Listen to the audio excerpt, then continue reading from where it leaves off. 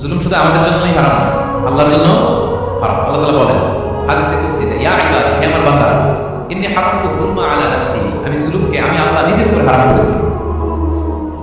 ওয়া জাআলতুহু বাইনাকুম মুহাররামা, এবং এই জুলুমকে তোমাদের উপর হারাম করেছি। ফালা তাযালামু, তোমরা একে অপরের উপর জুলুম করো না। জুলুম শুধু আমাদের উপরে হারাম, আল্লাহ নিজের উপর হারাম করেছে।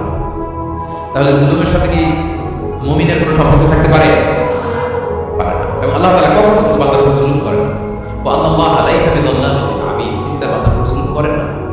কোনোভাবেই যেন জুলুম না হয়ে যায়, এজন্য আল্লাহ তাআলা কিয়ামতের দিন মাওয়াজিনাল কিসত, ন্যায়ের মানদণ্ড তিনি প্রতিষ্ঠা করবেন, যাতে একটু ভুল না হয়ে যায়, জুলুম না হয়ে যায়। আমরা মাঝে মাঝে দোকান থেকে বস্তা বস্তা চাল নিয়ে আসি না, চাল দেখা যাবে যে 1 মণ চাল হয়তো সামান্য একটু কম হতে পারে, সামান্য একটু বেশি হতে পারে, এরকম হয় না?